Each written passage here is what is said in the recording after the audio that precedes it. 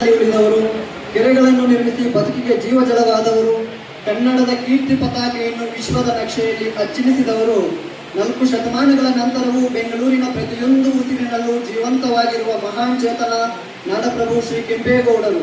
ಅಂತಹ ಯುಗ ಪುರುಷರಿಗೆ ನಮ್ಮೆಲ್ಲರ ಭಕ್ತಿಪೂರ್ವಕ ಕೋಟಿ ಕೋಟಿ ನಮನಗಳನ್ನು ಸಲ್ಲಿಸುತ್ತಾ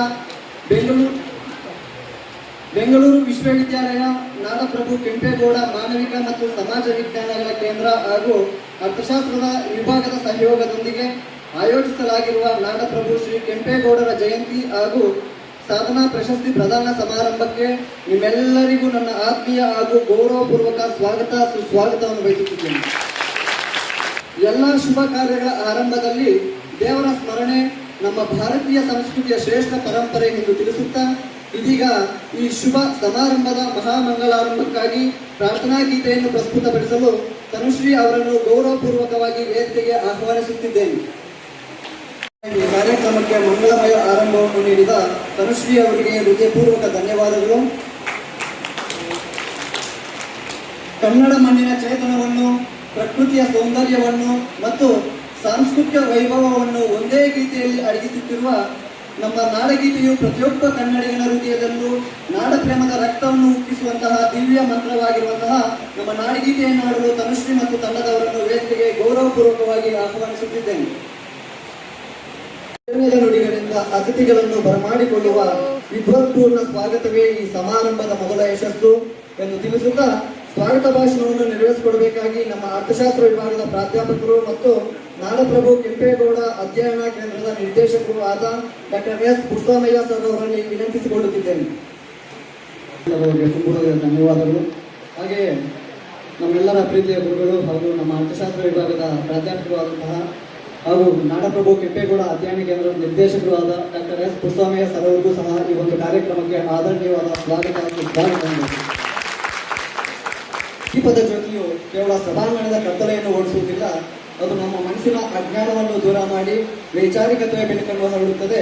ಜ್ಞಾನದ ಹಣತೆಯೇ ಪ್ರತಿಭರ ಸಮಾಜದ ಜೀವಾಳ ಎಂದು ತಿಳಿಸುತ್ತಾ ವೇದಿಕೆಯ ಮೇಲಿರುವ ಎಲ್ಲ ಗೌರವಾನ್ವಿತ ಗಣ್ಯರು ಜ್ಯೋತಿಯನ್ನು ಬೆಳಗಿಸುವುದರ ಮೂಲಕ ಕಾರ್ಯಕ್ರಮವನ್ನು ಅಧಿಕೃತವಾಗಿ ಉದ್ಘಾಟಿಸಬೇಕಾಗಿ ಹಾಗೂ ನಾಡಪ್ರಭು ಕೆಂಪೇಗೌಡರ ಭಾವಚಿತ್ರಕ್ಕೆ ಪುಷ್ಪಾರ್ಚನೆ ಮಾಡಿ ಪೂಜೆ ಸಲ್ಲಿಸಬೇಕಾಗಿ ಅತ್ಯಂತ ವಿನಯಪೂರ್ವಕವಾಗಿ ಪ್ರಾರ್ಥಿಸಿಕೊಳ್ಳುತ್ತಿದ್ದೇನೆ. ಜ್ಯೋತಿಯನ್ನು ಬೆಳಗಿಸಿ ನಾಡಪ್ರಭು ಕೆಂಪೇಗೌಡರ ಭಾವಚಿತ್ರಕ್ಕೆ ಭಕ್ತಿಪೂರ್ವಕವಾಗಿ ಪುಷ್ಪ ನಮನ ಸಲ್ಲಿಸಿದ ಎಲ್ಲ ಗೌರವಾನ್ವಿತ ಗಣ್ಯಾಧಿಗಣರಿಗೂ ತುಂಬ ಹೃದಯದ ಧನ್ಯವಾದಗಳು. ಒಳನೋಟ ಮತ್ತು ಅದರ ಉದ್ದೇಶವನ್ನು ಅರಿತ ಜ್ಞಾನಿಯ ಮಾತುಗಳನ್ನು ಇಡೀ ಸಭೆಗೆ ಸ್ಪಷ್ಟತೆಯನ್ನು ನೀಡುತ್ತವೆ. ವಿದ್ವತ್ಪೂರ್ಣ ಮನಸ್ಸಿನಿಂದ ಹೊರಹೊಮ್ಮುವ ಪ್ರಾಸ್ತಾವಿಕ ನುಡಿಗಳೇ ಈ ಸಮಾರಂಭದ ಯಶಸ್ಸಿನ ತಳಹದಿ. ಹಾಗಾಗಿ ಈ ಕಾರ್ಯಕ್ರಮವನ್ನು ಕುರಿತು ಪ್ರಾಸ್ತಾವಿಕ ನುಡಿಗಳನ್ನು ಆಡಬೇಕಾಗಿ ನಮ್ಮ ಅರ್ಥಶಾಸ್ತ್ರ ವಿಭಾಗದ ಪ್ರಾಧ್ಯಾಪಕರು ಮತ್ತು ಮುಖ್ಯಸ್ಥರಾದ ಡಾಕ್ಟರ್ ಬಸವರಾಜ್ ಎಸ್ ಪಿನ್ನಿ ಸರ್ ಅವರಲ್ಲಿ ಆತ್ಮೀಯವಾಗಿ ವಿನಂತಿಸಿಕೊಳ್ಳುತ್ತಿದ್ದೇನೆ. ತಮ್ಮ ವಿದ್ವತ್ಪೂರ್ಣ ಪ್ರಾಸ್ತಾವಿಕ ನುಡಿಗಳನ್ನು ಹಂಚಿಕೊಂಡ ಡಾಕ್ಟರ್ ಬಸವರಾಜ್ ಎಸ್ ಪಿನ್ನಿ ಸರ್ ಅವರಿಗೆ ತುಂಬ ಹೃದಯದ ಧನ್ಯವಾದಗಳು. ಒಬ್ಬ ಜ್ಞಾನಿಯ ಹಿರಿಮೆಯನ್ನು ಸಮಾಜಕ್ಕೆ ಪರಿಚಯಿಸಲು ಮತ್ತೊಬ್ಬ ವಿದ್ವಾಂಸರಿಂದ ಮಾತ್ರ ಸಾಧ್ಯ ಎಂಬಂತೆ ಕರ್ನಾಟಕದ ದಕ್ಷ ಆಡಳಿತಗಾರ ಗಾಣಂ ಶ್ರೀಕಂಠಯ್ಯ ಸರ್ ಅವರ ಸುದೀರ್ಘ ಸಾಧನೆ ಹಾಗೂ ಅವರ ವ್ಯಕ್ತಿತ್ವದ ಪರಿಚಯವನ್ನು ಮಾಡಿಕೊಡಲು ನಮ್ಮ ಅರ್ಥಶಾಸ್ತ್ರ ವಿಭಾಗದ ಪ್ರಾಧ್ಯಾಪಕರಾದ ಡಾಕ್ಟರ್ ಎಸ್ ಪುಟ್ಟಸ್ವಾಮಯ್ಯ ಸರ್ ಅವರನ್ನು ಅತ್ಯಂತ ಆತ್ಮಾಭಿಮಾನದಿಂದ ವೇದಿಕೆಗೆ ಆಹ್ವಾನಿಸುತ್ತಿದ್ದೇನೆ. ಸಾಧನೆ ಹಾಗೂ ಆದರ್ಶಗಳನ್ನು ನಮ್ಮೊಂದಿಗೆ ಹಂಚಿಕೊಂಡಂತಹ ಡಾಕ್ಟರ್ ಗಾಣಂ ಶ್ರೀಕಂಠಯ್ಯ ಸರ್ ಅವರಿಗೆ ತುಂಬ ಹೃದಯದ ಧನ್ಯವಾದಗಳು. ನಾವು ಇಂದಿನ ಈ ಭವ್ಯ ಸಮಾರಂಭದ ಅತ್ಯಂತ ಸುವರ್ಣ ಗಳಿಗೆಗೆ ಬಂದು ತಲುಪಿದ್ದೇವೆ. ಅದುವೇ ಬೆಂಗಳೂರು ವಿಶ್ವವಿದ್ಯಾಲಯದ ನಾಡಪ್ರಭು ಕೆಂಪೇಗೌಡ ಸಾಧನಾ ಪ್ರಶಸ್ತಿ ಪ್ರದಾನ ಸಮಾರಂಭ. ಈ ನಾಡಪ್ರಭು ಕೆಂಪೇಗೌಡ ಸಾಧನಾ ಪ್ರಶಸ್ತಿ ಪ್ರದಾನ ಸಮಾರಂಭವನ್ನು ನಡೆಸಿಕೊಡಬೇಕಾಗಿ ಡಾಕ್ಟರ್ ಎಸ್ ಪುಟ್ಟಸ್ವಾಮಯ್ಯ ಸರ್ ಅವರಲ್ಲಿ ವಿನಂತಿಸಿಕೊಳ್ಳುತ್ತೇನೆ. ಪುಟ್ಟಸ್ವಾಮಿ ಸರ್ ಅವರಿಗೆ ಧನ್ಯವಾದಗಳು. ದಕ್ಷ ಆಡಳಿತ, ಶೈಕ್ಷಣಿಕ ವಿದ್ವತ್ತು ಮತ್ತು ಹಣಕಾಸಿನ ಶಿಸ್ತು ಈ 3 ತತ್ವಗಳು ಒಂದೇ ವೇದಿಕೆಯಲ್ಲಿ ಸಂಗಮಗೊಂಡಾಗ ವಿಶ್ವವಿದ್ಯಾಲಯದ ಘನತೆ ಹಿಮ್ಮಡಿಯಾಗುತ್ತದೆ ಎಂದು ತಿಳಿಸುತ್ತಾ ಮೊದಲನೇದಾಗಿ ತಮ್ಮ ದಕ್ಷ ಆಡಳಿತ ವೈಖರಿಯಿಂದ ವಿಶ್ವವಿದ್ಯಾಲಯವನ್ನು ಮುನ್ನಡೆಸುತ್ತಿರುವ ಮಾನ್ಯ ಕುಲಸಚಿವರಾದ ಶ್ರೀಮತಿ ಕೆ.ಟಿ. ಶಾಂತಲಾ ಮೇಡಮ್ ಅವರು ಈ ಕಾರ್ಯಕ್ರಮವನ್ನು ಉದ್ದೇಶಿಸಿ ಒಂದೆರಡು ಮಾತುಗಳನ್ನು ಆಡಬೇಕಾಗಿ ವಿನಂತಿಸಿಕೊಳ್ಳುತ್ತೇನೆ. ಮುಂತಾದ ಸ್ಪರ್ಧೆಗಳನ್ನು ಹಮ್ಮಿಕೊಂಡಿದ್ದು ಈ ಒಂದು ಸ್ಪರ್ಧೆಗಳಲ್ಲಿ ವಿಜೇತರಾದಂತಹ ವಿದ್ಯಾರ್ಥಿಗಳಿಗೆ ಬಹುಮಾನವನ್ನು ವಿತರಿಸುವಂತಹ ಸಂದರ್ಭ ಇದಾಗಿದ್ದು ಒಂದು ಬಹುಮಾನ ವಿತರಣಾ ಕಾರ್ಯಕ್ರಮ ನಡೆಸಿಕೊಳ್ಬೇಕಾಗಿ ಡಾಕ್ಟರ್ ಎಸ್ ಪುಷ್ಪರಾಯ ಸರ್ ಅವರಲ್ಲಿ ವಿನಂತಿಸಿಕೊಳ್ಳುತ್ತೇನೆ. ಪುಷ್ಪರಾಯ ಸರ್ ಅವರಿಗೆ ಧನ್ಯವಾದಗಳು.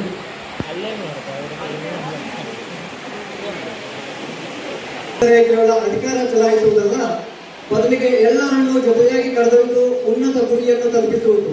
ಅಂತಹ ಸಮರ್ಥ ನಾಯಕತ್ವದ ಗುಣಗಳೊಂದಿಗೆ ನಮ್ಮ ಇಡೀ ವಿಶ್ವವಿದ್ಯಾಲಯಕ್ಕೆ ಸದಾ ಸ್ಫೂರ್ತಿಯಾಗಿರುವ ನಮ್ಮ ಬೆಂಗಳೂರು ವಿಶ್ವವಿದ್ಯಾಲಯದ ಗೌರವಾನ್ವಿತ ಕುಲಪತಿಗಳು ಆದಂತಹ ಡಾಕ್ಟರ್ ಜೈಕರ್ ಎಸ್.ಎಂ. ಸರ್ ಅವರು ಈ ಕಾರ್ಯಕ್ರಮವನ್ನು ಉದ್ದೇಶಿಸಿ ಅಧ್ಯಕ್ಷತೆಯ ಮಾತುಗಳನ್ನಾಡಬೇಕಾಗಿ ಗೌರವಪೂರ್ವಕವಾಗಿ ಸರ್ ಅವರಲ್ಲಿ ವಿನಂತಿಸಿಕೊಳ್ಳುತ್ತಿದ್ದೇನೆ. ಸಮಾರಂಭದ ಅಧ್ಯಕ್ಷತೆಯನ್ನು ವಹಿಸಿ ಅತ್ಯಂತ ಪ್ರೇರಣಾದಾಯಕ ಹಾಗೂ ದಿಕ್ಸೂಚಿಯಂತಹ ಅಧ್ಯಕ್ಷೀಯ ನುಡಿಗಳನ್ನಾಡಿದ ಬೆಂಗಳೂರು ವಿಶ್ವವಿದ್ಯಾಲಯದ ಮಾನ್ಯ ಕುಲಪತಿಗಳಾದ ಡಾಕ್ಟರ್ ಜೈಕರ್ ಎಸ್.ಎಂ. ಸರ್ ಅವರಿಗೆ ಹೃತ್ಪೂರ್ವಕ ನಮನಗಳು ಮತ್ತು ಧನ್ಯವಾದಗಳು ಸಲ್ಲಿಸುತ್ತೇನೆ. ಇದೀಗ ನಮ್ಮ ಬೆಂಗಳೂರು ವಿಶ್ವವಿದ್ಯಾಲಯದ ಮಾನ್ಯ ಕುಲಪತಿಗಳಾದ ಡಾಕ್ಟರ್ ಜೈಕರ್ ಎಸ್.ಎಂ. ಸರ್ ಅವರನ್ನು ಕುರಿತು ಒಂದೆರಡು ಅನಿಸಿಕೆಗಳನ್ನು ಹಂಚಿಕೊಳ್ಳಬೇಕಾಗಿ ನಮ್ಮ ಪ್ರಾಧ್ಯಾಪಕರಾದ ಡಾಕ್ಟರ್ ಎಸ್ ಪುಷ್ಪರಾಯ ಸರ್ ಅವರಲ್ಲಿ ವಿನಂತಿಸಿಕೊಳ್ಳುತ್ತೇನೆ. ಗೌರವಿಸುವುದು ಮತ್ತು ಸನ್ಮಾನಿಸುವುದು ಕೇವಲ ಒಂದು ಸಂಪ್ರದಾಯವಲ್ಲ, ಅದು ಸಾಧನೆಗೆ ಸಲ್ಲಿಸುವ ಕೃತಜ್ಞತೆ, ಒಂದು ಸಮಾಜಕ್ಕೆ ನೀಡುವ ಸತ್ಪ್ರೇರಣೆ.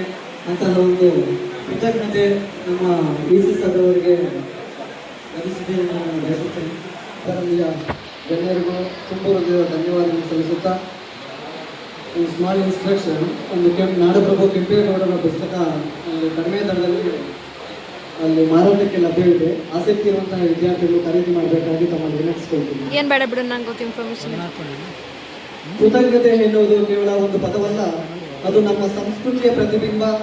ಸಹಕಾರವನ್ನು ಸ್ಮರಿಸಿದ ನಮ್ಮ ಕರ್ತವ್ಯ, ಗೌರವವನ್ನು ವ್ಯಕ್ತಪಡಿಸುವುದು ನಮ್ಮ ಸಂಸ್ಕಾರ ಎಂದು ತಿಳಿಸುತ್ತಾ ಇಂದಿನ ಈ ಅರ್ಥಪೂರ್ಣ ಕಾರ್ಯಕ್ರಮದ ಯಶಸ್ಸಿಗೆ ಸಹಕರಿಸಿದ ಪ್ರತಿಯೊಬ್ಬರಿಗೂ ಕೃತಜ್ಞತೆಯನ್ನು ಸಲ್ಲಿಸಲು ಗೌರವಾನ್ವಿತ ಡಾಕ್ಟರ್ ಎಸ್ ಪುಷ್ಪರಾಯ ಸರ್ ಅವರನ್ನು ಗೌರವಪೂರ್ವಕವಾಗಿ ವೇದಿಕೆಗೆ ಆಹ್ವಾನಿಸುತ್ತೇನೆ.